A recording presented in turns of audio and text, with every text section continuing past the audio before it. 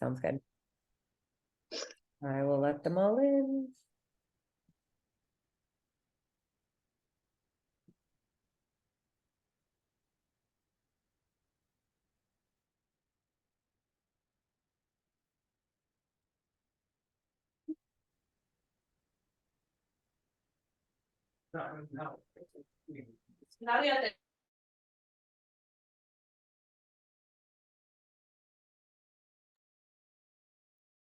Good morning, everybody. We will get started momentarily. Just to make sure that you are muted on your end, just so there's no background noise. But we'll start in about a minute. Thank you.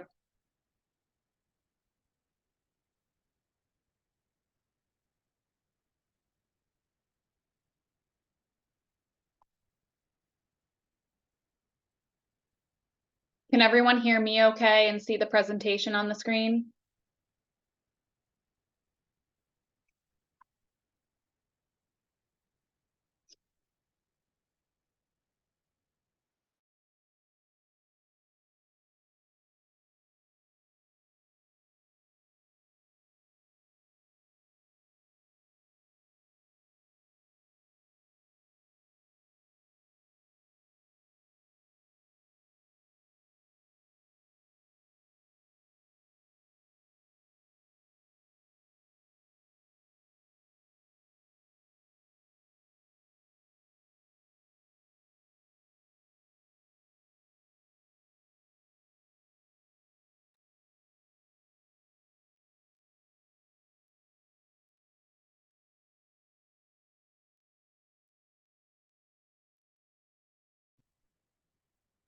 All right, everyone, we are going to get started. So hello and welcome. This is the Preparing for Your Administrative Review webinar. Today is Wednesday, November 15th, 2023. And we are presenting this webinar to school food authorities who are up for an administrative review in the 2023-2024 school year in the state of Florida.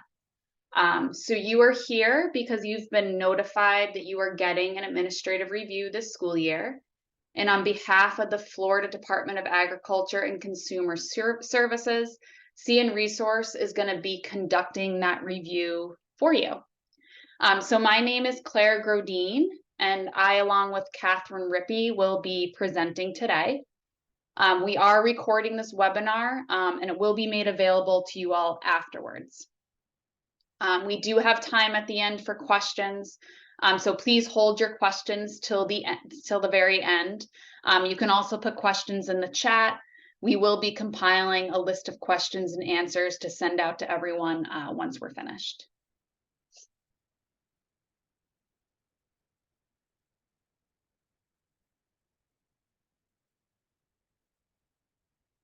All right, so today's agenda. So who is CNR? So we'll give you a brief introduction to CN Resource and what we do.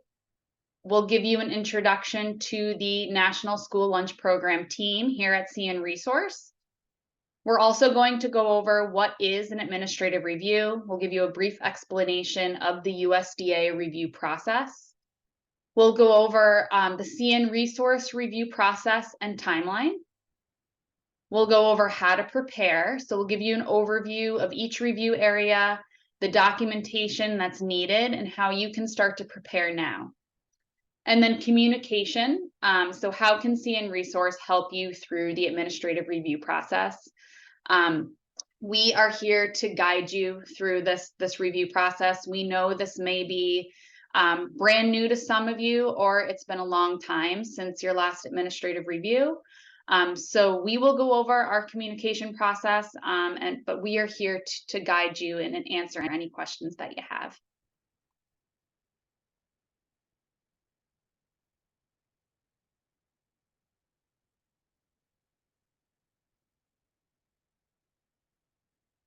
All right, so who is CN Resource?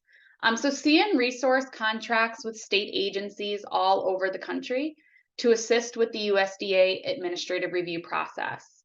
Our team is made up of registered dietitians, CPAs, former food service directors, former state agency staff.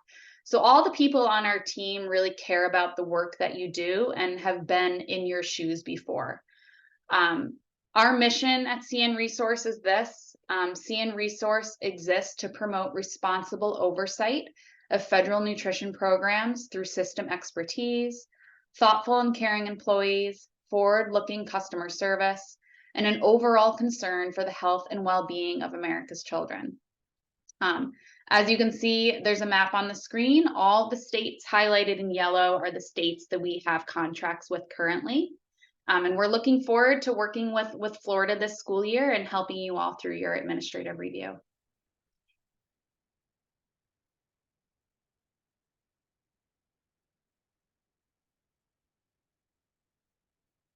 So our National School Lunch Program team is led by 3 directors. So we have Kendra Burton. She is the NSLP director, and she oversees all of our state contracts. We have Jacqueline Pekowski, who is the director of process management and improvement. So her job is to ensure that reviews are being completed by the USDA standards and by the state requirements. And she's always looking for ways to make this review process easier for everyone involved. And then we have Catherine Rippey. She is the Director of Financial Reviews. So just a little background on the financial piece. The USDA has really increased focus of the financial management within school lunch programs. So we've established a team of specialists that's headed by Catherine to not only ensure compliance, but ensure comprehension in these areas as well. As you can see at the top of the screen, there's a whole list of other team members, contract coordinators, contract support specialists. You do not have to know all of these team members. Everyone plays an important role. The one person that you will need to know about is your senior review specialist. All of you have been assigned a senior review specialist, and this will be your main point of contact at CN Resource. And we'll go over your senior review specialist and communication with them in the next couple slides.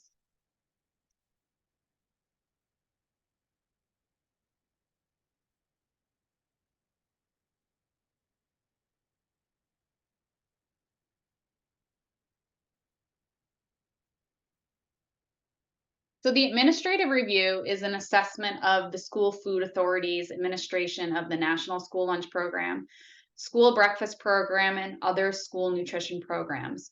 So this is a required USDA review, and it's a comprehensive evaluation of school meal programs.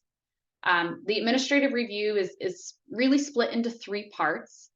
So the first part, we're looking at program operations. So we're looking at things like benefit issuance, we're looking at claims, your civil rights procedures, your local wellness policy, professional standards. The next piece is finance and purchasing. So this is that resource management and procurement portion of the review. Some of the things that we review are paid lunch equity, nonprofit food service accounts, non-program food revenue, and all of the documentation to support these areas. And then last but not least is meal service. This portion of the review entails a menu review as well as an on-site meal observation. This part of the review is to ensure the correct meal components and portion sizes are being served. We're also looking at your counting and claiming procedures, and we look at the food safety practices as part of this review as well.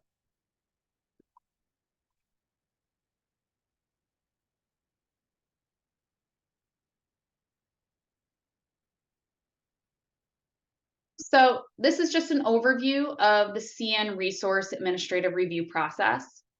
So in the next couple weeks, you will all be getting what's called an introduction call. This introduction call will be with your assigned senior review specialist. Again, your senior review specialist will be your main point of contact throughout the entire review process. During this call, you'll go over your on-site review date, specific details about your school, and then initial steps in the administrative review process. Once this call is complete, you'll receive your official notification letter, which will include all the details about your administrative review, all of the due dates, and you'll also get a comprehensive documentation checklist, which will give you an overview of all the documentation that we will need to review. About a week after the introduction call, your senior review specialist will schedule a financial call. This will be scheduled with one of our financial specialists, and they will start to complete some of those preliminary financial review questions. We do recommend that the person who handles the financials for your school lunch program is present on this call. During the weeks between your introduction call and the on-site review, this is really when you can start to organize documentation. The documentation collection piece is really the bulk of the review. So like I said, you will get that documentation checklist with your notification letter, and you will start to upload and organize all the documentation that we need for review.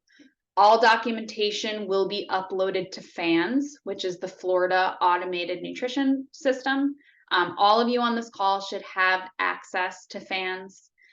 If you do not have access, please contact your state contact to get access to this system. After the documentation collection and the off-site review is complete, you'll have your on-site review. And this is where we review program operations and meal service.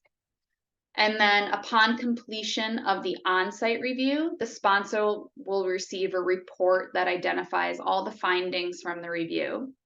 The sponsor will then provide responses to the findings to bring the program into compliance. So once those finding responses have been approved, then your review will be closed. I just like to note, when you get your documentation checklist, there's going to be a whole bunch of due dates on that checklist. We do stagger the due dates so that, you know, the work is not a burden. We know that there is a lot that's needed for this administrative review. I highly recommend once you get the due dates, plug them into your calendar. It's really important to just stay on track with the due dates, just to ensure a smooth review process and, you know, things move forward.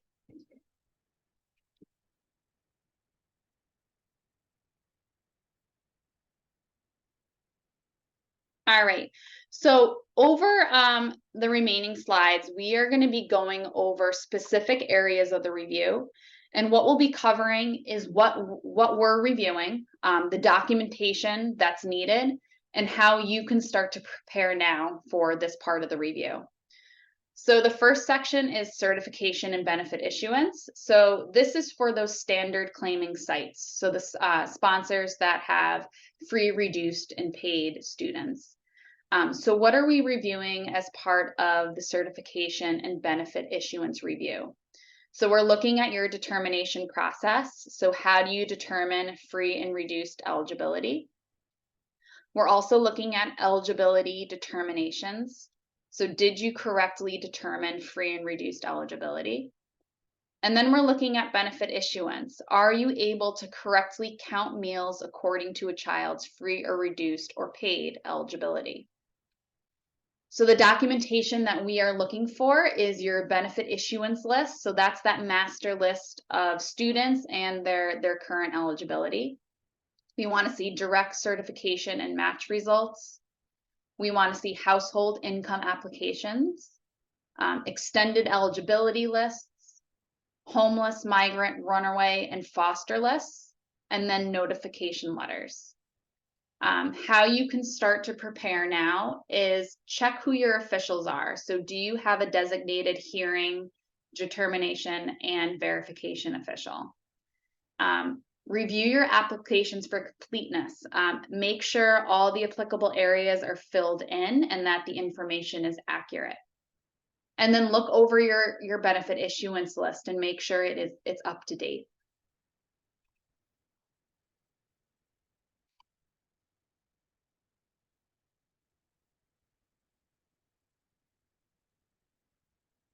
All right, so verification.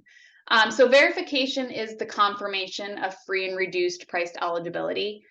So the USDA allows us to take free and reduced applications at face value, but verification is a way that sponsors can check to be sure the information reported on the application is accurate. So for this part of the review, we're looking at your verification process. So how did you complete the verification process? Verification results. What did you do as a result of the verification? And then verification reporting. Did you correctly report verification activities to the state? So documentation that we are looking for, applications selected for verification, notification and results letters. So there should be notification letters going out to households to let them know that they've been selected for verification. And then if eligibility changes as a result of verification, we want to see those letters that notify the family of the eligibility change. We want to see the documentation collected from families and then the verification report. So how can you start to prepare now? Again, check your officials, make sure you have the right people in place. Note your error-prone applications. So the error-prone applications are those applications where income is very close to the income eligibility limit. So you just want to make sure when you're selecting applications for verification, you're pulling from that pool first. Review applications and verification files. So does it tell a story? So as the reviewer, if we picked up all of that documentation, would we be able to understand what happened from start to finish?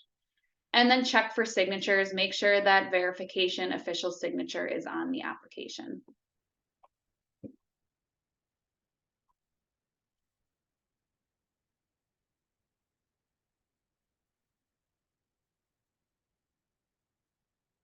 So community eligibility provisions. So this only applies to our CEP schools.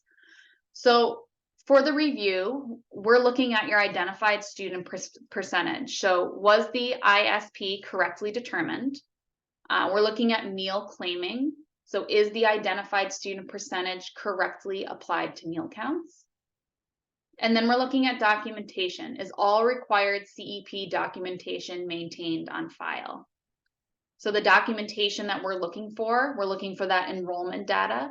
So complete student enrollment list from April 1st of the CEP enrollment year. We want to see the certification documents and then claiming percentages. So what you can start to do now is organize your data and documents for review. So make sure you have the enrollment list available and make sure you have all the certification documents from April 1st. And then confirm your claiming percentages. So just look at your claims and make sure that the correct claiming percentages are being applied.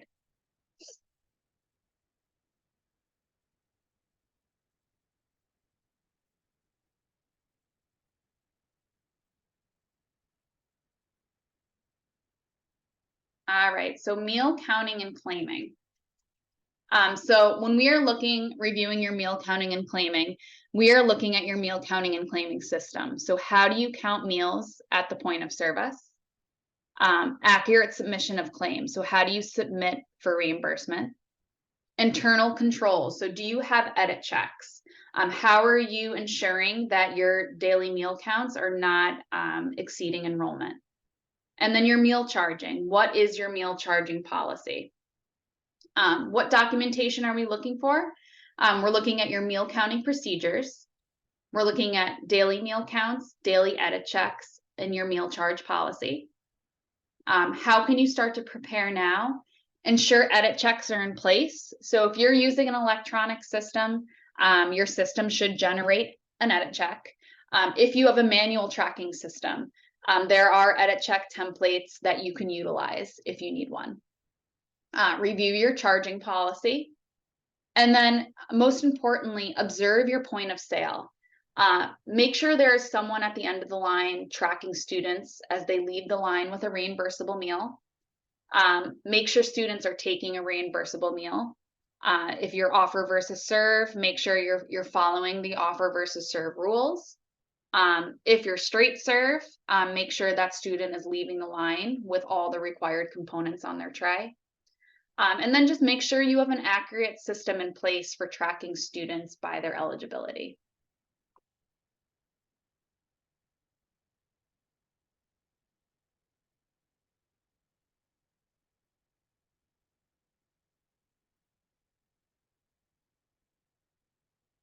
All right, the next part is meal pattern compliance. So when we're reviewing meal pattern compliance, we're making sure that all required components are offered for each meal served.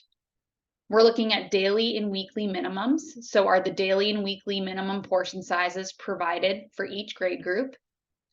And then offer versus serve. If you are following offer versus serve, are students selecting a complete reimbursable meal? And again, if you are following straight serve, just make sure that that student is leaving the line with all the required components on their tray. I've seen in the past with straight serve schools, students come through and they oftentimes forget to grab a milk. You have to make sure they have all components on their tray for straight serve. Documentation that we're looking for. We're looking at production records. We're looking at food labels, child nutrition labels, product formulation statements, and standardized recipes. And then how can you start to prepare now? Make sure production records are being completed for all meal service at all sites. Start to organize your labels. Keep food labels, nutrition facts labels, CN labels on file for all menu items. And then utilize standardized recipes. Make sure you create, maintain, and use standardized recipes for all multi-ingredient menu items.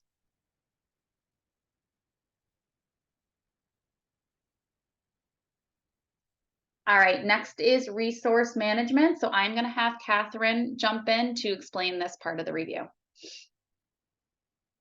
Awesome. Thank you, Claire. So for resource management, the biggest thing to kind of make note of is that unlike most of the general review areas that Claire is talking about today, resource management, we are looking at prior year on here. So when we start talking about the documents that we will need you to pull, it will be your 22-23 documents that will need to be pulled for resource management, as well as procurement, which we will talk about in just a minute. So when Claire was talking about the timeline earlier, she mentioned that financial review call, and really that kicks off the portion of the financial reviews as part of your administrative review. And so the financial review call will take place. It'll be scheduled by your SRS. And so that senior review specialist and the financial review specialist will be on the phone with you. And as Claire mentioned, it is extremely important that whoever is involved in the finances related to food service to be on that call. We do go through the initial resource management risk assessment questions. Some of you, if you've been through a review before, you may have known them as those 700 series questions. And so we will go through those on the phone, because half of the battle is understanding what is this question truly asking and how does it relate to my local organization. And so that is the intent and the goal of that call, is to talk you through those questions, because some of the questions are a little convoluted. And so we like to kind of simplify, make your life easier, and take the questions out of it, and go through those with you. On that call, we will gather any of the answers that you are available to provide to us, ready to provide to us. But if there are items that you need to circle back to after that phone call, that is perfectly fine.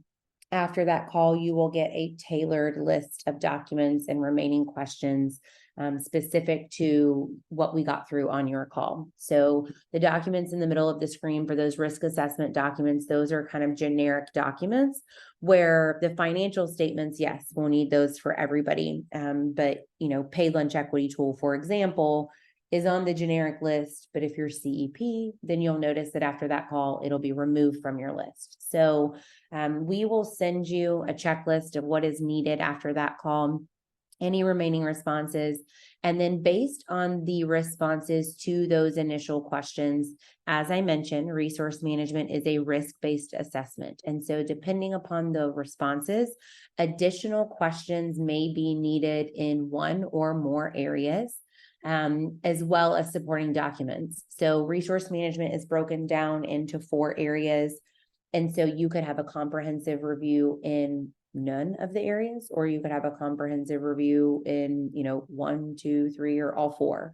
And just because you have a comprehensive review, it doesn't mean that you are, doing anything wrong. So for example, if you sell any non-program food, so anything other than those reimbursable meals, then we have to automatically ask for, a few additional questions and documents related to non-program foods.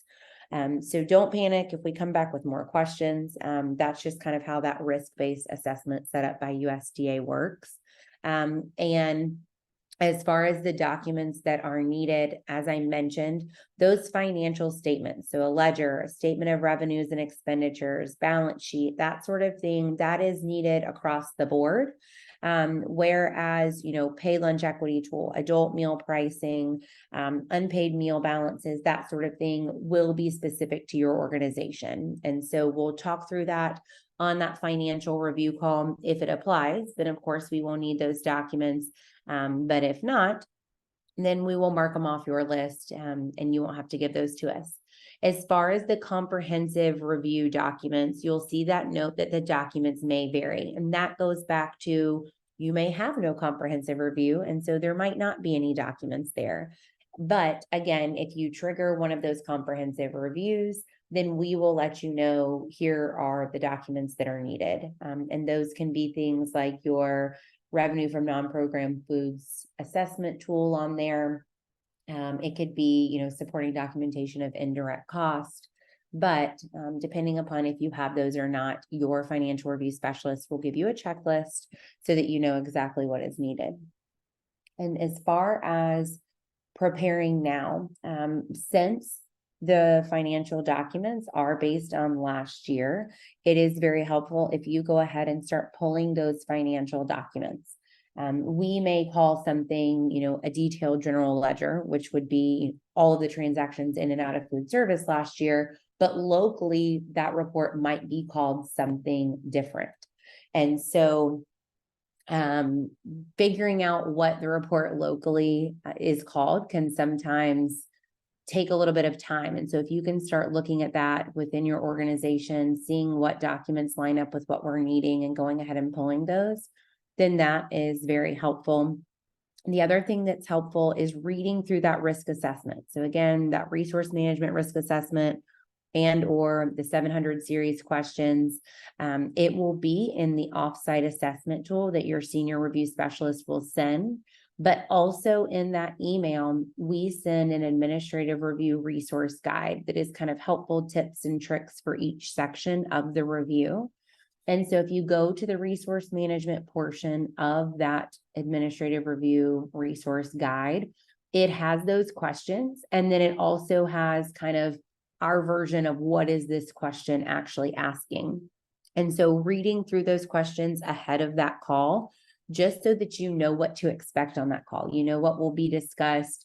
And again, if there's anything that, you can have prepared to know some of those answers and go ahead and knock those items out, then that is helpful as well. So we do encourage you to go ahead and read through that risk assessment to prepare for that financial review call. And then the last thing is figuring out who locally you need to involve in this process. So with resource management and procurement that we'll talk about in just a minute, we oftentimes find that there's more than one person involved in that process. And so figuring out who has all of this information that is needed for the review is helpful as well. A, so that you know who needs to be on that financial review call, but B, so that people know that these document requests are coming up. Sometimes pulling reports from last year takes a little bit of time, and finding documents from prior year can take time.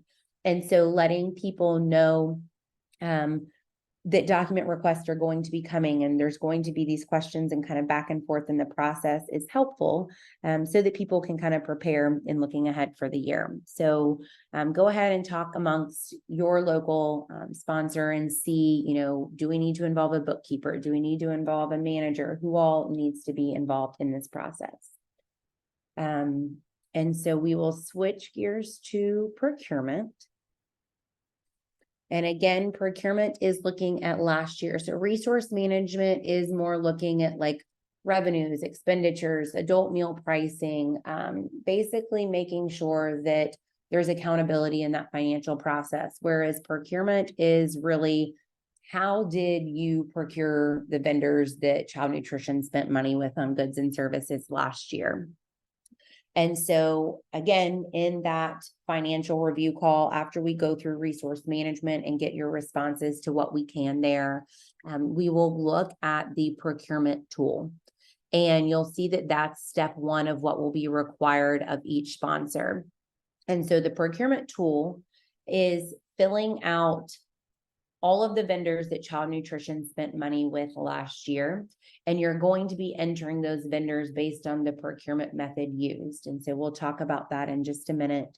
But we will walk through that tool because there are some nuances to the tool that we want to get right up front. That tool does drive the whole procurement review. And so if the tool is incorrectly completed, then we run the risk of later down the road in the review having to come back to you and say, we need additional documents, or having asked you for documents that weren't necessarily needed.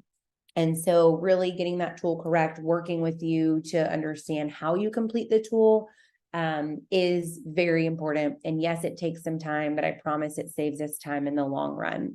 So we will go through that tool with you. And then after that financial review call, we will send you a blank version of that tool as well, so that you can start working through entering that. And so as part of step one, we will need that tool. And then how you complete the tool is what we call a vendor paid list, but oftentimes that is not what you all call it locally. And so really what we are looking for is a list of vendors that were paid using food service funds last year. And it should include the total paid to that vendor and almost kind of a breakdown of each payment to that vendor. So a lot of the times we find that it might be called, if you have an automated financial system on there, a lot of the times we call that find that it is called like a check history or a vendor summary or vendor history, and it can be pulled for last year. But again, figuring out what that report locally is called, you can go ahead and start doing now. But once you pull that vendor paid list, that will also help you complete that procurement tool. And then we'll need your procurement procedures and procurement code of conduct again for last year. So once you submit those documents, that's kind of step one. And so then the financial review specialist will go through it, again, ask any questions that might be needed. And then we will perform what we call vendor selection. So you do not right now need to go start pulling all of your invoices from all of your vendors for last year. That is definitely not what we are asking. USDA has criteria that we use to select specific vendors and then specific purchases with those vendors. So when we send you the vendor selection checklist, that will all be outlined for you, and it will let you know, here are the vendors that we are selecting for review, and here's exactly what's needed for each of these vendors. So don't start pulling all of your documents. We will give that to you and let you know. And then we will review those documents, ask any questions that we may have. And again, just because we have questions, it doesn't mean anything is wrong. Half the battle in procurement is understanding the process locally. So it might just be, can you explain this to me? Or what was the process here? And so we will do that.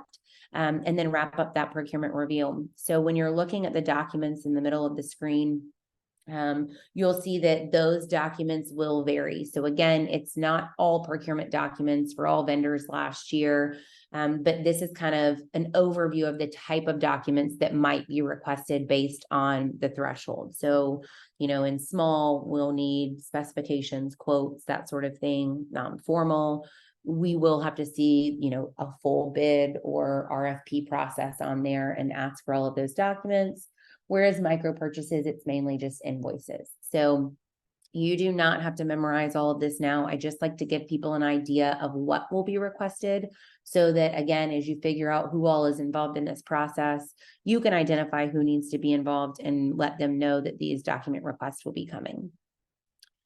So as far as preparing now, determining those procurement methods. So if you don't have that vendor paid list or check history or vendor history on there to know, specifically what vendors you used last year and the total paid, it does help to go ahead and start, even if you do have that, looking to see how do we procure this vendor. So okay, maybe we use this food distributor. Did we get this food distributor using quotes, or did we get this food distributor using a bid? And so identifying that now, it does take some time. And so that's an area where, since we're looking at last year, I highly encourage you all to start looking at that and determine the actual procurement method used to obtain each of those vendors.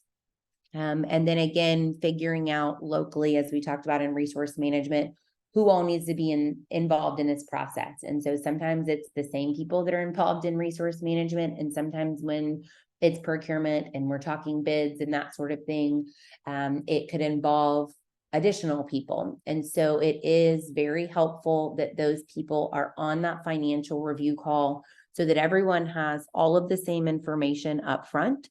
Everyone hears the same information, knows what's expected, and kind of has a full picture and next steps on the financial portions of the review.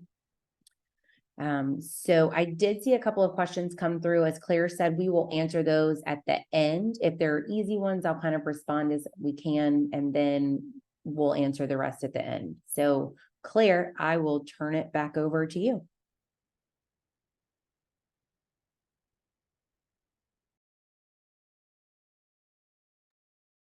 All right, thank you, Catherine. Let's see. All right, so the next section that we are going to cover is civil rights. So when we are looking at the civil rights part of the review, we are making sure that the sponsor is in compliance with the civil rights requirements. So do participants, so your school community, know their rights, what their rights are under the a school lunch program? What are your procedures for handling civil rights complaints or requests? So do you have a procedure in place?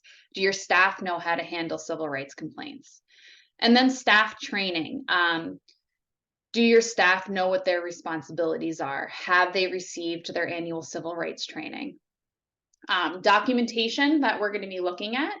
So we will be requesting your public media release. Just a note on the public media release, the state agency does send out a media release for all standard claiming sponsors. But for all non-pricing sponsors, so CEP or Provision 2, you are required to send out your own media release. And just so you know, there are templates on the FANS website under download forms if you need a template for a media release. We're also going to be reviewing your program materials. Is the correct non-discrimination statement on those program materials? We'll be reviewing your civil rights complaint procedure. We'll be looking at medical statements for students with special dietary needs. So if there is a student that has a dietary restriction and a modification to the meal needs to be made, we just want to make sure that there is a note on file from an authorized medical representative stating what that dietary restriction is and what substitution needs to be made. And then we also want to see documentation of the annual civil rights training for staff. So what can you do now to prepare? Make sure you have the most current and Justice for All poster posted at your point of sale. Check all materials for the most current non-discrimination statement. Implement complaint procedures. Make sure you have a complaint procedure in place and make sure staff understand how to handle a civil rights complaint. And then ensure all staff have had their annual civil rights training, and make sure you have documentation to support that that training has occurred.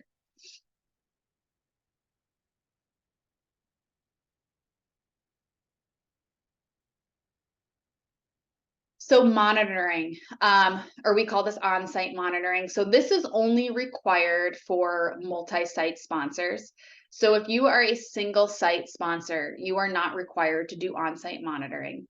But what we're reviewing here is there adequate program oversight? And are you monitoring each of your programs? And we're also making sure that on-site monitoring occurred within the correct time frame. So on-site monitoring each school year has to be done before February or by February 1st. Documents that we're going to be looking for are completed on-site monitoring forms, and then documentation of corrective action and follow-up. So during your monitoring, if there is a finding or you notice an issue, just make sure that there is documentation that that site has been brought into compliance. What can you do now to prepare? If you have not done your on-site monitoring yet, get it done now. Again, it has to be completed by February 1st. And then check forms for completeness and signatures. And just make sure if there was a finding, make sure you, brought that site into compliance and there's documentation of that. Again, these on-site monitoring forms, you just need to complete them and keep them on file for the reviewer to look over.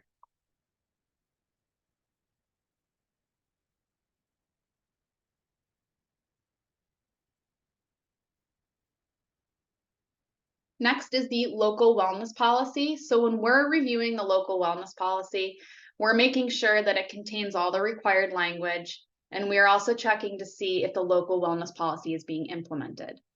We're also checking for ongoing evaluation of the local wellness policy. So does the wellness policy support current sponsor practices?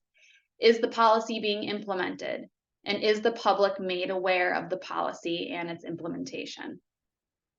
Documentation that we're going to be looking for, your current local wellness policy, documentation of the review and updates of the policy, and then the most current local wellness policy assessment. What you can do now is assess your local wellness policy, make sure it has the correct language and it's up to date, and then ensure your wellness policy is made available to the public. So most sponsors have their local wellness policy linked on their school website. Just make sure that it's in a easily accessible location and not buried on your website. I recommend that if you have a food service web page, just link the local wellness policy there.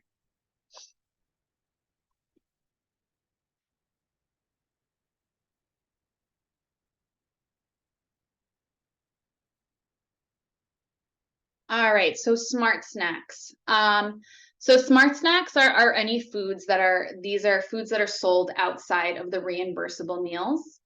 And they're any food sold during the school day. So the school day is defined as the midnight before to 30 minutes after the end of the school day.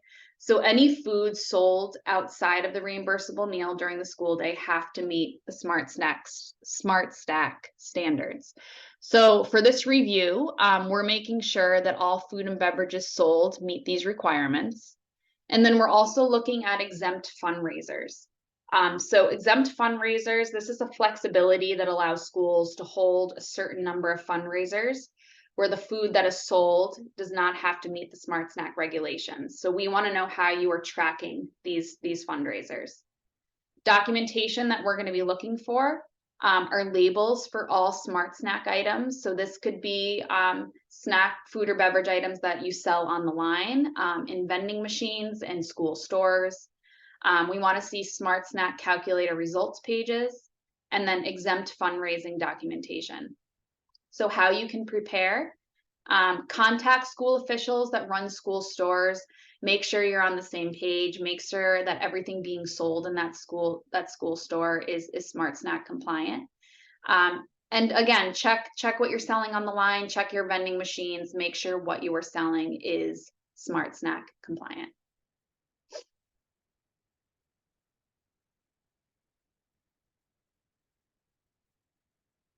All right, professional standards.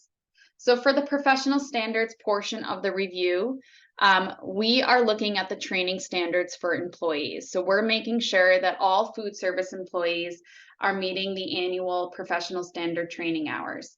And depending on a food service employee's title, this will dictate how many hours they have to complete annually. So we want to make sure that you are keeping track and meeting the requirements. And then we also want to make sure that the food service director has met hiring standards. So do you have documentation to support that hiring standards were met? Documentation that we are looking for is a roster of all food service employees, a completed professional standards training tracker, training documents and certificates, and then documents to support hiring of the food service director. How you can prepare now. So if your employees have not met their annual training hours for this school year, just make sure you have a plan in place for how those employees are going to meet their hours. And then just organize your training certificates and documents and make sure your training tracker is up to date.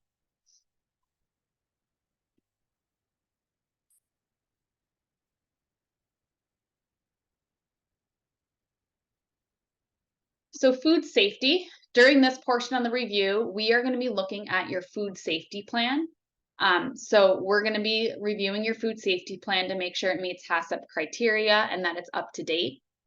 We're going to be reviewing health inspections. So did you contact your local health department to request 2 health inspections for the current school year?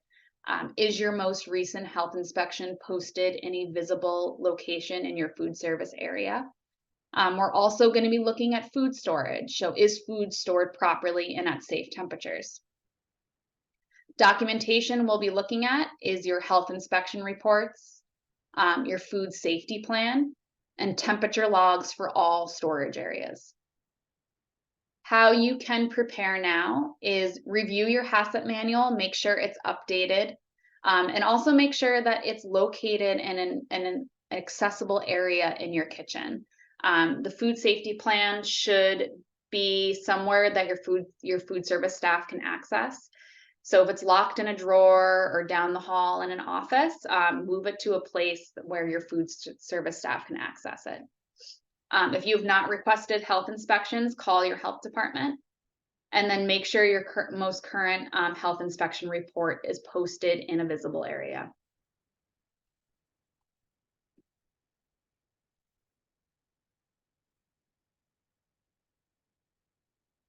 All right, so Buy American. So simply put, the Buy American provision is in place to ensure that sponsors are purchasing domestic agricultural products whenever possible. So if there's some reason a non-domestic item needs to be purchased, there must be exception documentation on file. So, how you can prepare is just check that the food items in your dry storage and your cooler. Make sure if there are non-domestic items in your pantry or in your cooler that you have exception documentation on file. A lot of times, canned fruit cocktail, canned mandarin oranges, canned pineapple, things like that are often not domestic items. You can contact your supplier. Most food distributors can provide you with the exception documentation that you need for these non-domestic items.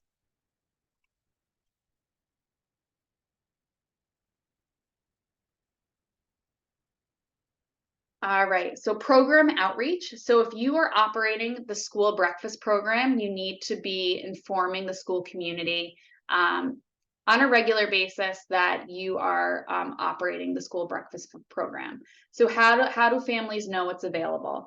This could be as simple as posting your breakfast menu on your website, putting something on Facebook or on your web page, just reminding families that breakfast is available at the school. And then summer food service program outreach. So whether you operate summer food service program or not, outreach is required for sponsors. So, generally at the end of the school year, you need to inform the school community where families can find meals during the summer. So documentation that we want to see is your school breakfast program reminder materials and then your summer food service outreach materials. And again, just to prepare, just make sure you have these materials set aside for review.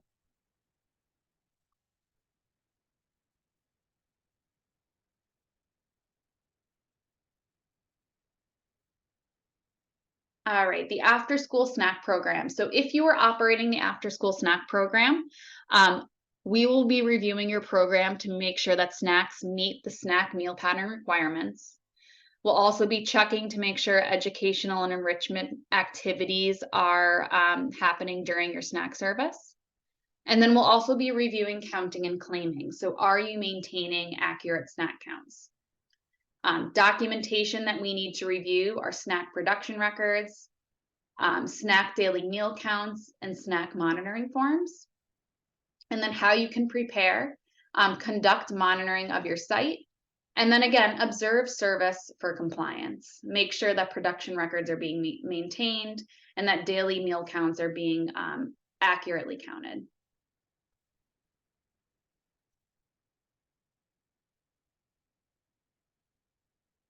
Next is the special milk program. So if you are operating the special milk program, what are we reviewing? So we're looking at your pricing policy. Are you charging for milk appropriately? We're looking at counting and claiming. Are you adequately and accurately counting milk served? And then your service procedures. Are you serving to eligible participants? The documentation that we are looking for are your daily milk counts, your milk order documentation, and your pricing policy and participant eligibility documents.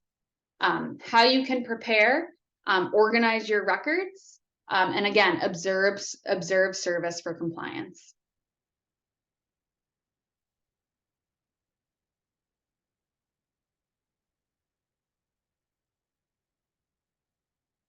And then there's the fresh fruit and vegetable program. So the fresh fruit and vegetable program, if you operate this program, this needs to be observed during the on-site review.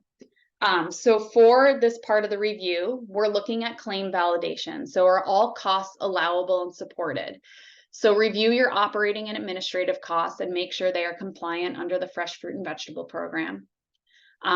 We'll also be looking at your fresh fruit and vegetable program service. So is service occurring per the requirements? So just a couple things to keep in mind. The fresh fruit and vegetable program should be occurring outside of the breakfast and lunch meal programs.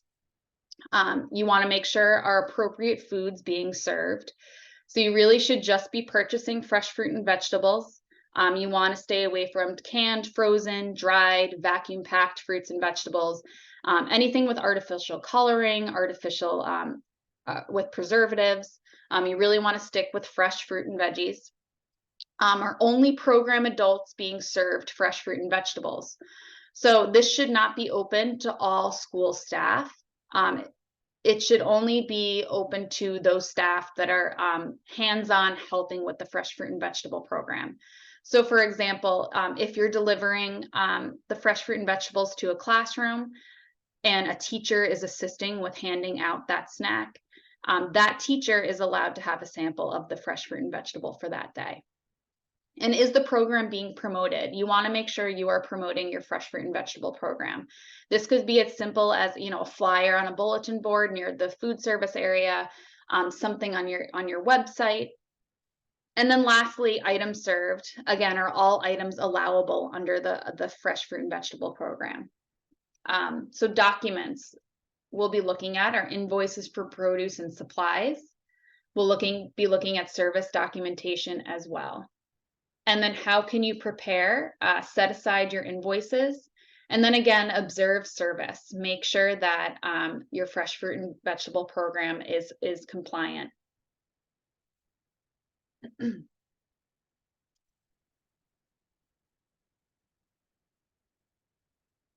Okay, so that wraps up all the areas of the review. I'm just going to touch on communication now.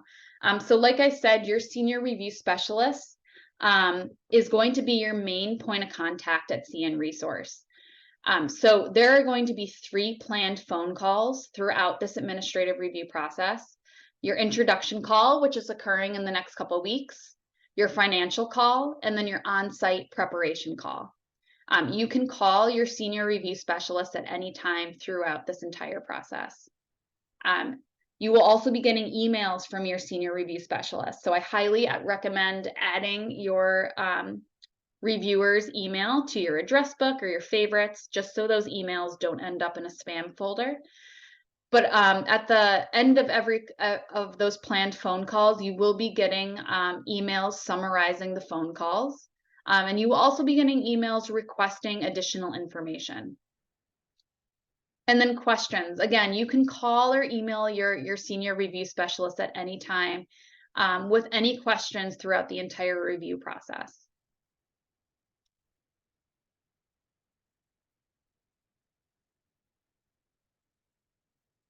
All right, and that concludes the presentation.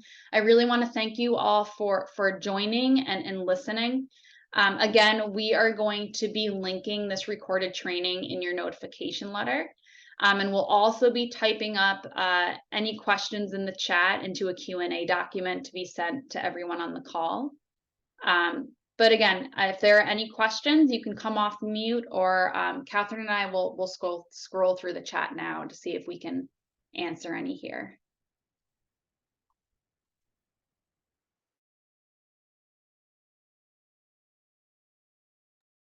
Claire, there was a question about that park. So you will see it in a lot of the documents that we send, referred to as that offsite assessment tool. But I know that FDACS refers to it as that pre-administrative review questionnaire. And so, yes, that is still required. And there are, as Claire went through each of these sections, so the certification, benefit issuance, counting and claiming, as I went through resource management, there are questions related to each of those sections, and that will be sent to you as that offsite assessment tool or PARC. Those are, interchangeable, and that will still be applicable to reviews.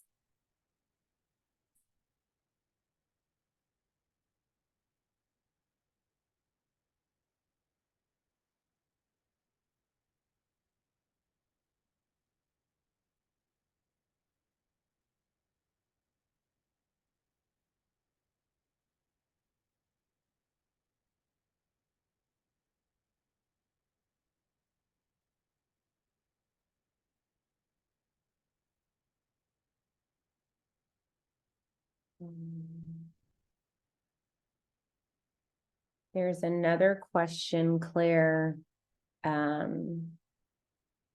came in that asked about a particular order that we would like the free and reduced apps selected for review. So do we want them in order of like status, student name, student ID, that sort of thing for those selected? Yeah, so your benefit issuance list should be organized. It can be organized alphabetically, by grade, by site. The only thing we ask is that it's not organized by eligibility. So once you have that benefit issuance list organized, then we would ask that you put the free and reduced applications in order of the benefit issuance list. It just makes the review process a lot easier on our end if everything is in order of that benefit issuance list.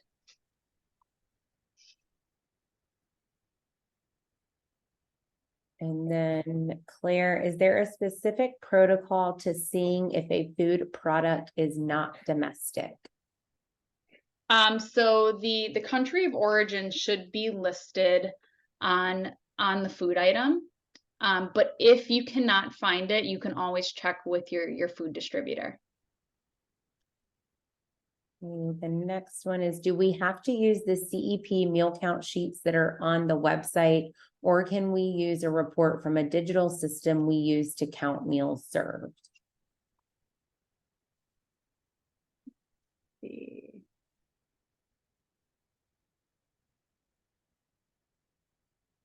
I'm just trying to find, can you say that question one more time?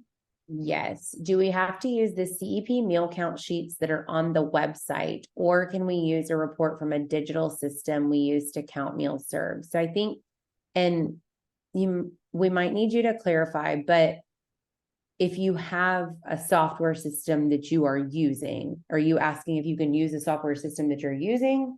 in place of like the manual meal counts on there? Okay, yes, that's what you're asking. So yes, you should use your normal meal count. We're not asking you to change your procedure in any way, shape, or form. If you're counting meals using like an electronic POS, then you can still give us those meal count reports. We don't want you transferring meal count reports to a secondary document. We'll want the original POS meal counts. Claire, do you have anything to add to that one? Yeah, I'm assuming the CEP meal count sheets are probably for those that don't have an electronic system and are tracking meals manually. Right. Yeah. Yeah, so whatever you're currently doing, don't change your process for the review. However you're counting those meals, you can use the manual ones if that's what you're using. If you do have a POS, then we can get those.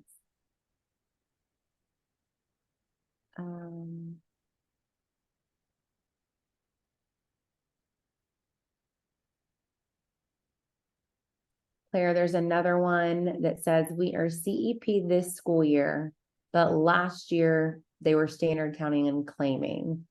They will be looking at last year documents, correct? Or will they be looking at this year? We just want to make sure we have the correct documents. Yep, so we will be looking at documents from April 1st of last year. So that enrollment documentation from last school year as of April 1st.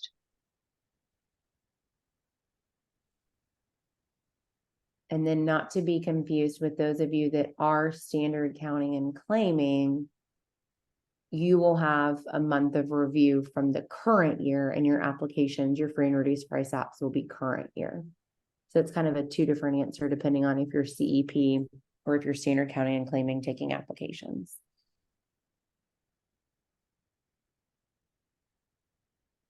I do see a question here about milk variety. So you do need to be serving milk variety at least 2 different types of milk at breakfast and lunch. And they need to be 1% or fat free.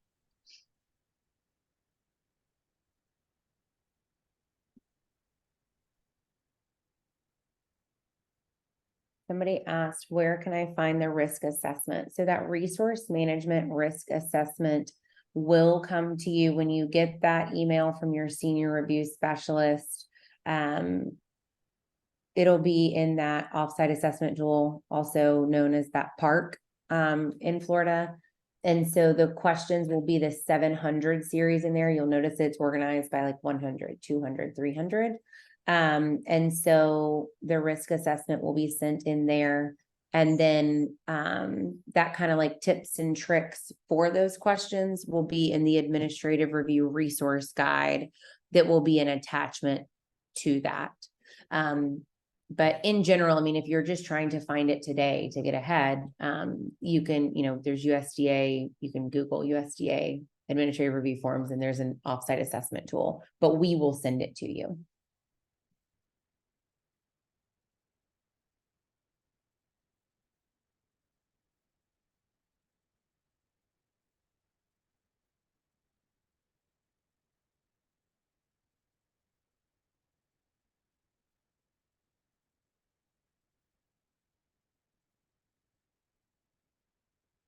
Claire, I don't see any other questions on my end or that came to me privately.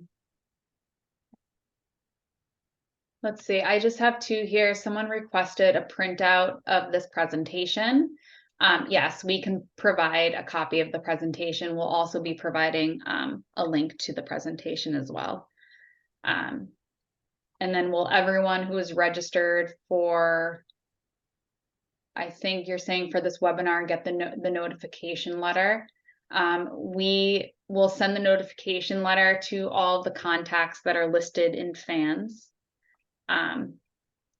Which is usually everyone that's registered for this call. We pulled your information from FANS. So all the necessary people will be getting a copy of the administrative review notification letter.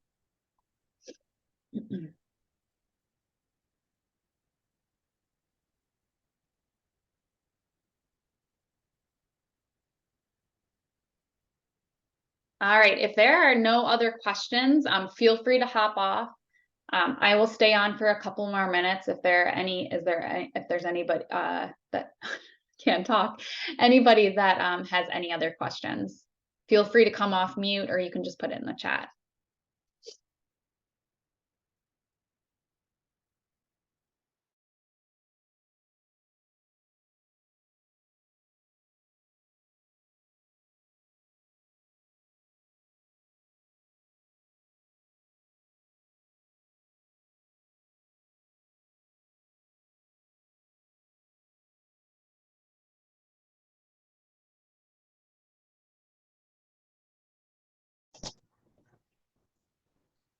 So I do have a question, Romaine. Can you hear me? Yes, we can hear Yes. you. Yep. Okay. On that risk, follow-up question to for the resource management part of the review. Will the risk assessment questions give me a good idea of what documents from 22-23, what financial documents from 22-23 school year I need to have on hand? Let me give you a little bit of rationale. My business manager, who has been with me for the past umpteen years, transitioned out last year. And I just took over this area. And so I'm learning everything from, brand new here. Don't have an idea of what might be financial documents you guys might need. Will that risk assessment have those documents so I can know what they are and try to shoot for them? Yeah, so that's a great question, and it never fails. We understand turnover. It always happens at review time, or right before. So we get it, and we are happy to, help however we can in that process. The risk assessment itself will not necessarily give you a good idea of the documents that are needed, but in that email is kind of like the holy grail. And so it will hold everything for your review, and there will be a document checklist on there. And that document checklist will give you a list of those documents that are needed. And so it will be, it'll have all of your review documents, but there will be, for the financial section, there will be a list that will tell you, here's what we'll need. I would tell you that the big ones, if you can go ahead and start pulling a ledger for last year, if you have a balance sheet, and then if you have like a revenue and expenditure report. So those are the really big ones that I know sometimes it can take some time to, depending on your software, like build those reports or, filter however you're doing it. So those are the big financial reports. Really everything else is more like food service related of adult meal price or, non-program foods, if any of those apply. But it'll be in that checklist that your senior review specialist will send you. It'll list those out. Oh, you might be muted. Sorry. No, that was very clear, and I was on mute. I appreciate that. It helps decrease some of the anxiety I may be having on trying to find these documents. Well, and reach out if you have any trouble. Once you get that, you'll have a senior review specialist on the back end. We have financial review specialists. And so if you have questions, reach out to that senior review specialist. We can hop on a call at any time. My team is happy, to hop on a call, answer any questions. So, we understand that sometimes it's kind of a foreign language. And so however we can help ease that stress, we're happy to. Okay. Good questions. If anybody else has anything, then Claire and I will stay on for just a couple more minutes.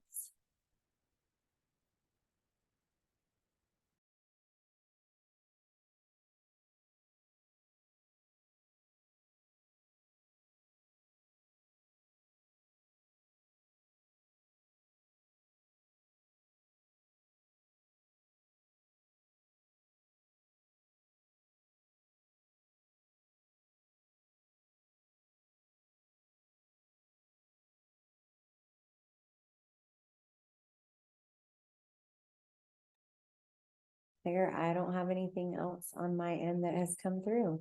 Oh, what will be the tools for residential facilities?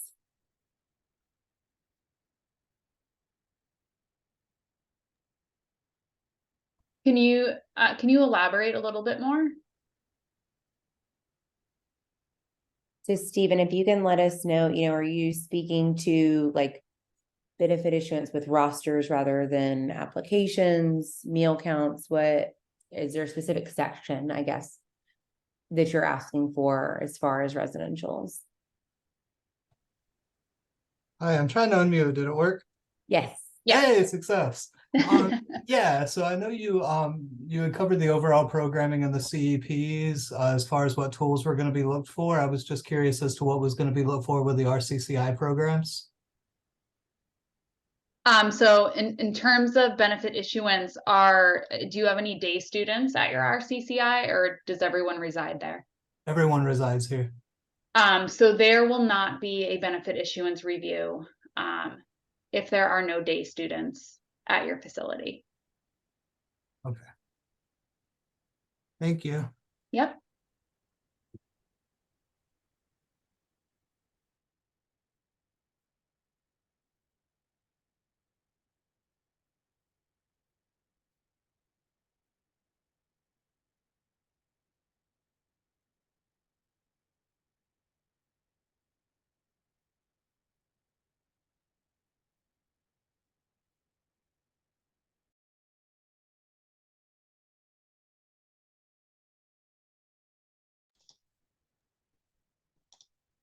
Can I have one of your email address? I may have some campus related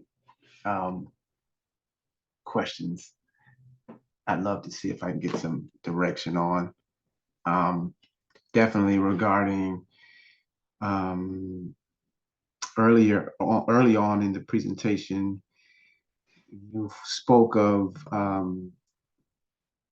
some of the I guess the information you need to get from us to make sure that we've properly maybe verified people, updated list of people who were being served based off of maybe their temporary status being changed from like 10F to now they're off, or I definitely have some questions about that. Is there an email address that I can get to maybe send some of those questions to? Yeah, definitely. I'll put mine in the chat. And then is your school CEP, or are they? Yes, ma'am, with CEP. Okay, so the verification process that I was discussing really only applies to standard claiming sites. Oh, Okay, so it's those sites that are collecting free and reduced applications. The verification process is required really just as just to double check that information is accurate. But if you are CEP verification, that process is not required. okay. Okay. Okay. But I'll put my email in the chat if you have any follow-up questions. Yeah, that was a great answer. Again, you guys are awesome. Thank you.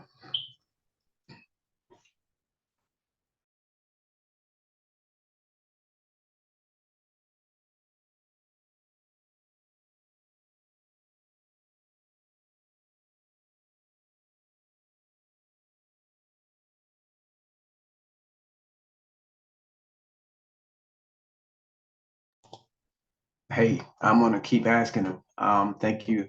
Um, let's talk about after the findings are done, right? You guys give us this findings report. You give us time to respond to the findings.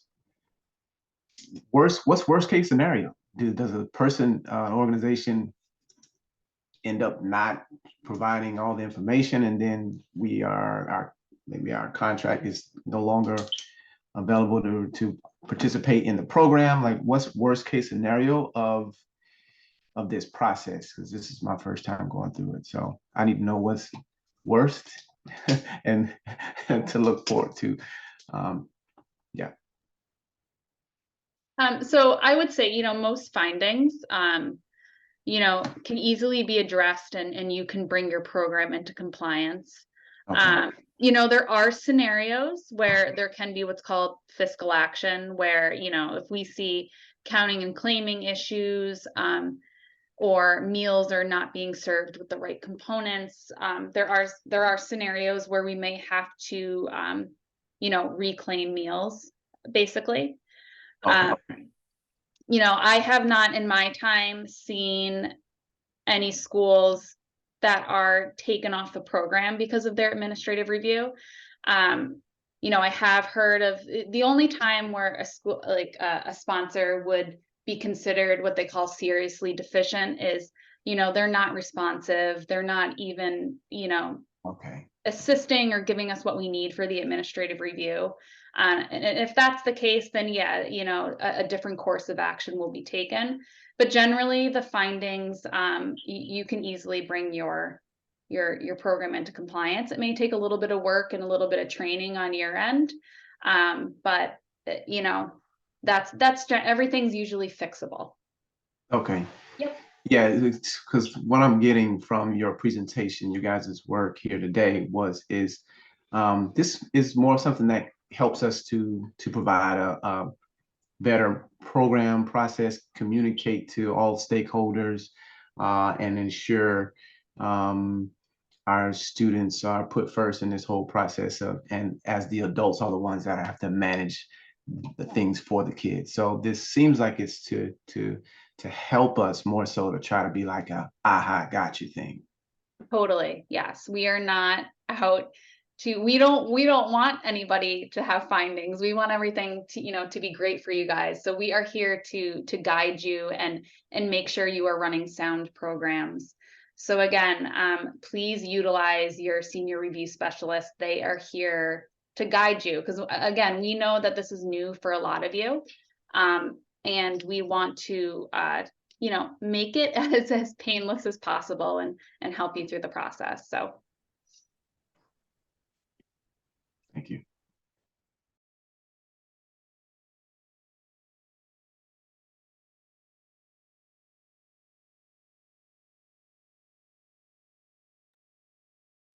Claire, one more question did just come through about the civil rights training.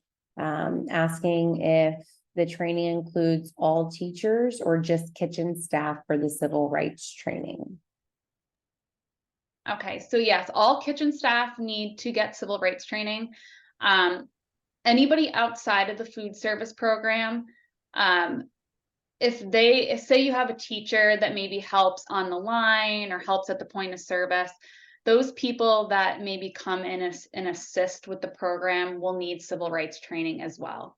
So anybody outside of the program that's directly involved with food service will need training as well, and you'll need documentation of that training.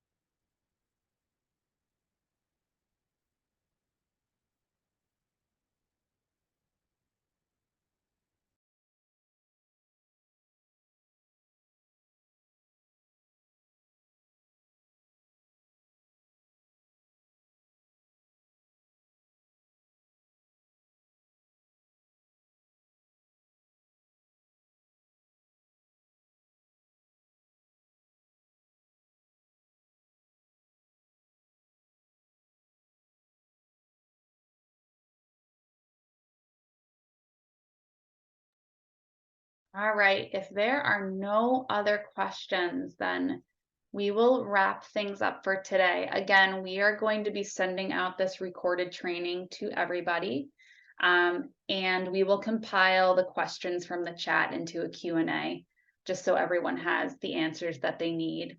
But again, your senior review specialist will be reaching out very soon to introduce themselves and get you all started with the review. And again, they can answer any questions that you have and help you through this review process. So thank you all for your time today, and we will be in touch, and we look forward to working with you all.